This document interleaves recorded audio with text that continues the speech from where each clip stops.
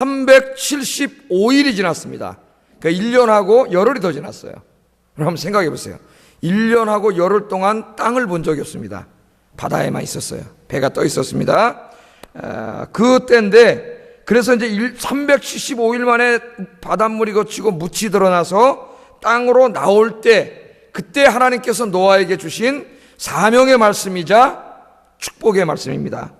하나님께서는 죄로 오염된 이 세상을 홍수로 심판하셨습니다. 물로 덮어버렸어요. 노아 이전까지 인간이 만들어 놓은 모든 문명을 하나님께서 물로 완전히 심판해버렸습니다. 여러분, 죄는 그냥 절대로 없어지지 않습니다. 죄가 없어지는 방법은 두 가지밖에 없어요. 하나는 하나님의 심판을 받아서 없어지거나, 또 하나는 뭐예요? 하나님께서 용서하셔서 없어지는 겁니다. 두 가지밖에 없어요. 하나님이 심판을 하셨어요. 그리고 인간이 만들어 놓은 모든 죄악된 문명을 하나님이 전부 바닷물로 심판을 하시고, 이제 노아를 통하여 이 세상을 새롭게 창조하시기를 원하셨습니다. 한번 생각을 해보세요. 아담부터 얼마나 많은 사람이 있었습니까? 그들이 맨날 죄만 지었지요. 하나님이 그 죄를 전부 다 심판해버리시고 노아와 그 가족만 살려주셨습니다. 배에다가 구원해 주셨다가 그들을 다시 땅에 나오게 하고, 이제 그 노아를 통하여 다시 한번 이 땅에 하나님의 나라를 세워나가기를 원하신 거예요. 오늘 그 사명을 주시는 그런 장면입니다. 노아의 이 사명은 오늘 죄악된 이 시대를 살아가는 우리 모두의 사명입니다. 하나님께서는 우리들에게 죄로 오염되고 파괴된 이 세상을 새롭게 건설하는 사명을 주셨습니다. 어떻게 이 사명을 감당해야 될까? 오늘 노아를 통해서 몇 가지 함께 공부하는 시간이 되기를 주의 이름으로 축복합니다. 첫째, 노아는 이 땅에 하나님 나라를 건설하는 사명을 어떻게 감당했느냐? 오늘 말씀해 보니까 방주에서 나올 때부터 이제는 철저하게 하나님의 말씀 그대로 살았다는 겁니다. 하나님의 말씀에 순종하는 삶을 살았다. 여러분, 왜 하나님께서 창조하신 아름다운 세상을 홍수로 심판했습니까? 왜? 죄 때문입니다. 죄의 본질은 뭐예요, 그러면? 죄의 본질은 하나님을 대적하고 하나님의 말씀에 불순종하는 겁니다.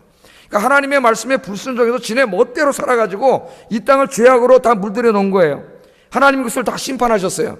이제부터는 하나님이 기뻐하시는 나라를 만들어 가야 되는데, 제일 중요한 게 뭐예요? 하나님의 말씀대로 사는 거예요. 하나님의 말씀대로. 여러분의 인생도 마찬가지입니다.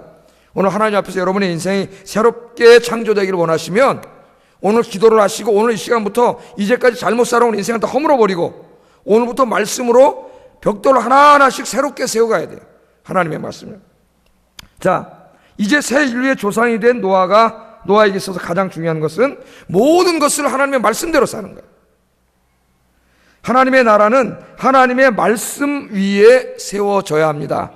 여러분의 인생도 말씀 위에 세워져야 하고, 여러분의 가정도 말씀 위에 세워져야 하고, 이 하나님의 교회도 역시 하나님의 말씀 위에 세워져야 합니다. 그럼 노아는 어느 정도로 하나님의 말씀대로 살았는가? 오늘 말씀을 보겠습니다.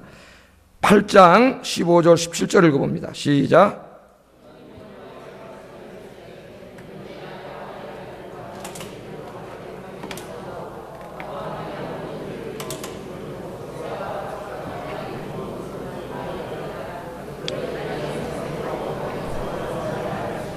아멘. 자, 여기 보면 하나님이 노아에게 말씀하여 이르시되 너는 내 아내와 아들과 며느리들과 함께 방주에서 나오고 너와 함께한 모든 혈육 있는 생물 곧 새와 가축과 땅에 기는 모든 것을 다 이끌어내라. 이것들이 땅에서 생육하고 땅에서 번성하리라 하시매. 하나님께 말씀하셨죠. 하시매. 그 다음에 어떻게 합니까? 노아가 비로소 방주에서 나오기 시작합니다. 375일 만에 땅이 보입니다. 땅이 나타났습니다. 노아는 방주 뚜껑을 젖히고 밖을 보니까 온 지면에 물이 거치고 땅이 드러났습니다. 375일 만에 땅을 봤어요. 얼마나 기뻤을까요? 얼마나 나오고 싶었겠습니까? 그냥 야, 땅이다 그러고 뛰어나왔겠죠. 그런데 오늘 말씀해 보면 그렇게 하지 않습니다. 하나님께서 말씀하시고 노아의 네 가족과 모든 육축들이 다 나와라 라고 말씀하기 전까지 나오지 않고 방주에 머무르고 있었다는 거예요. 얼마나 나오고 싶었겠어요. 그런데 나오지 않았습니다. 하나님이 나오라 그러니까 비로소 노아와 노아의 가족들이 방주에서 나왔고, 방주에 타고 있던 모든 동물들도 방주 밖으로 나왔습니다. 이제 홍수로 심판한 그 새로운 세상 아무것도 없어요. 아무것도 없어. 새롭게 시작하는데 철저하게 어떻게 새롭게 시작해요? 하나님의 말씀에 순종함으로 시작하는 거예요. 말씀대로. 말씀이 가라 그러면 가고, 말씀이 서라 그러면 서는 여러분 되시기를 주의 이름으로 축복합니다. 이 노아의 삶의 특징을 보면은요, 하나님이 자기에게 명하신 대로 다 준행하였더라. 이게 이 사람 별명이에요. 여러분 6장 22절 한번 찾아보세요. 창세기 6장 22절.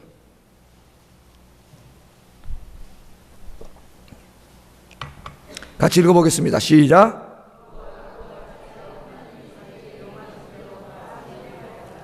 노아가 어떻게 했다고요? 하나님이 자기에게 명하신 대로 다 준행하였더라. 7장 5절도 한번 읽어보세요. 7장 5절. 이게 노아입니다. 이게 노아. 7장 5절 읽어보겠습니다. 시작. 거기도 뭐라 그랬어요? 하나님이 노아에게 명하신 대로 다 준행하였더라. 명하신 그대로 다 준행하였더라. 이게 노아의 인생에 항상 따라다니는 후렴구입니다. 후렴구. 그럼 노아 대신에 여러분 이름을 한번 집어넣어보세요. 여러분 이름을 집어넣어서 한번 생각을 해보세요. 여러분은 하나님이 여러분에게 명하신 대로 다 준행하고 살고 있습니까? 한번 자기에게 물어보는 거예요. 나는 과연 그렇게 살고 있는가? 노아는 자기 마음대로 사는 사람이 아닙니다. 노아는 항상 하나님의 말씀에 귀를 기울이고 하나님께서 말씀하신 그대로 모두 실천하면서 사는 사람이에요. 그게 노아의 인생입니다. 여러분의 인생 가운데 혹시 말씀으로부터 멀어진 것은 없는가? 여러분의 가정 가운데에 말씀으로부터 멀어진 부분은 없는가? 여러분의 기도 생활, 예배 생활, 여러분의 일상 생활 가운데 하나님의 말씀으로부터 멀어진 것은 없는가? 우리가 늘 점검해 봐야 됩니다. 그래서 그 유명한 아모스서에 말씀의 다림줄 이야기가 나오잖아요. 그죠? 다림줄이 건물 질 때 이렇게 줄을 달아가지고 하늘에서 쭉 내리면은 수직으로 줄이 쫙 내려오죠. 저울추가 달려가지고. 그래서 이 벽돌을 쌓는데 이게 똑바로 올라갔나 수직으로 올라갔나를 측정하는 기구입니다.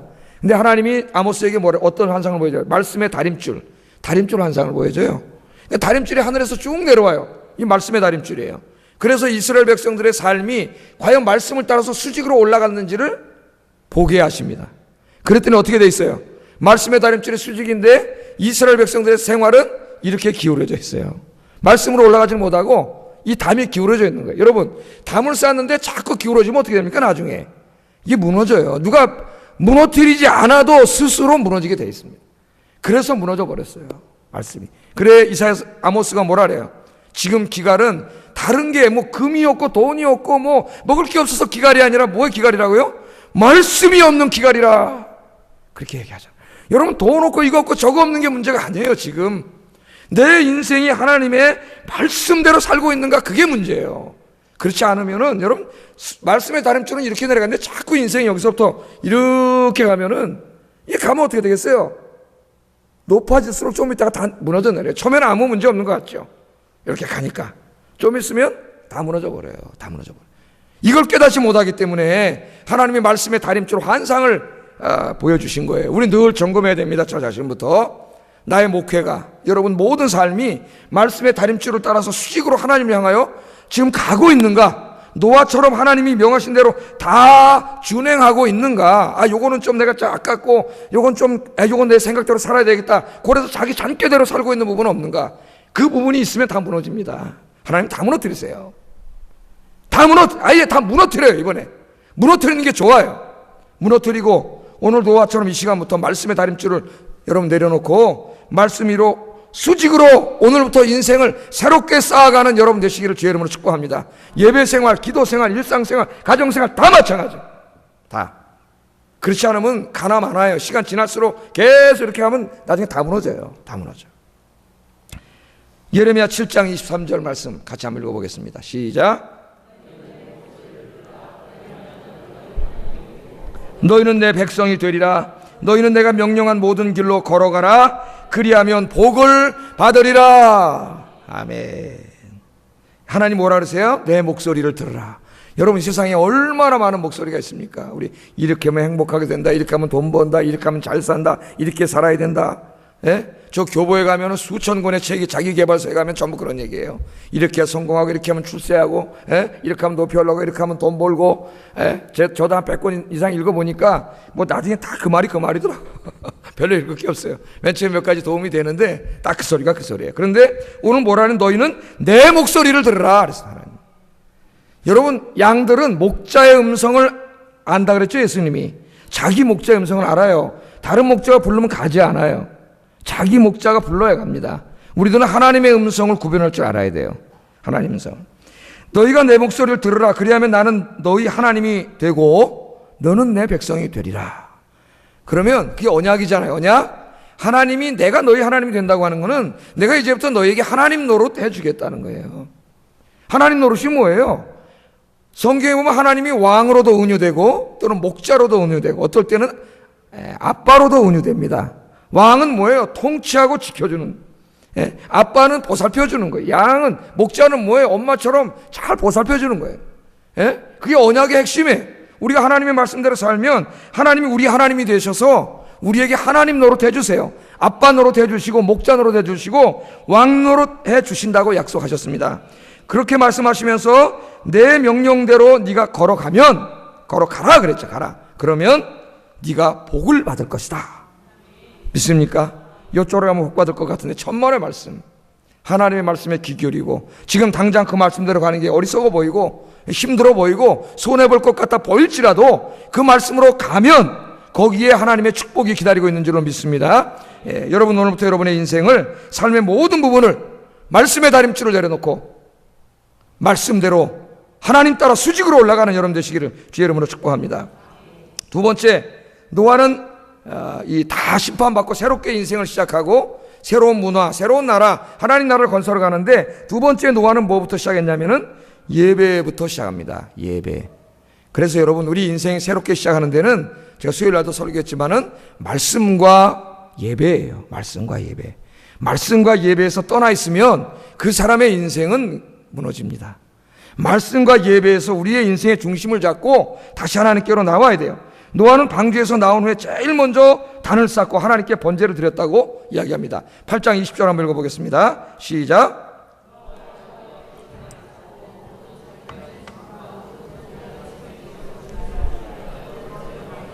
아멘. 땅에 나와가지고 할 일이 얼마나 많겠어요. 그죠? 농사도 져야 되고 이것저것 집도 져야 되고 집도 절도 아무것도 없지 않습니까? 다 섞여 내려갔는데 지금 8식구 먹고 살아야지.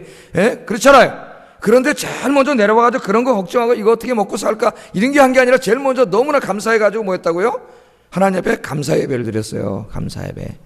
그게 우리 청교도들도 메이플라워를 타고 저 아메리칸 신대륙에 제일 먼저 갔을 때 제가 설교할 때 얘기하잖아요. 자기 집 짓기 전에, 학교 짓기 전에, 관공서 짓기 전에 제일 먼저 예배당을 줬습니다. 교회를 짓고 하나님께 예배 드렸어요. 그래서 저들이 복을 받은 거예요. 오늘 미국이 된 거예요. 하나님 그런 사람, 나를 존중히 여기는 자를 어떻게 한다고 하나님이? 내가 존중히 여기고 나를 경멸하는 자를 내가 경멸하리라 하나님 말씀했잖아요. 뭐 이게 노아가 나와고 제일 먼저 뭐 할 게 얼마나 많은데 제일 먼저 예배를 드려요. 감사 예배를 드립니다. 번제를 드렸다고 얘기하는데 이 번제에는 세 가지 의미가 있어요. 하나는 속죄, 동물을 태우잖아요. 우리의 죄를 다 태우는 거예요. 그 다음에는 감사의 의미가 있습니다. 그리고 세 번째는 다 태워서 드린다는 의미에서 헌신의 의미가 있어요. 헌신의 의미가. 그래서 우리의 예배에는 이 세 가지가 다 들어있습니다. 첫째는 속죄예요.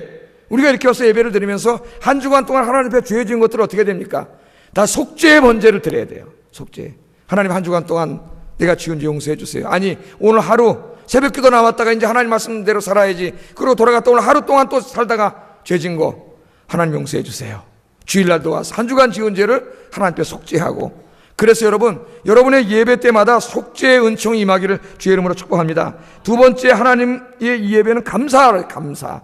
노아는 감사의 예배를 드립니다. 375일 만에 홍수로 다 끝날 줄 알았는데 바닷물을 없애주시고 다시 땅을 나오게 하시고 다시 거기서 살게 하신 하나님께 감사 예배를 드려요.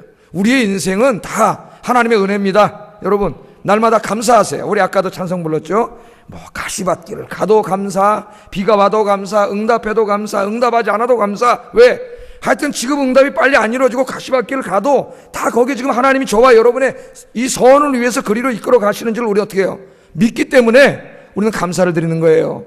그래서 이 구약에 보면은 이 하나님께 드리는 감사는 두 가지로 이루어집니다. 하나는 찬양, 예배로 이루어지고 하나는 헌금으로 이루어져요. 헌물로 이루어져요. 그래서 내 앞에 오는 자는 빈손으로 오지 말라고 하나님이 말씀을 하세요. 신명기 16장 16절 17절 읽어보겠습니다. 시작.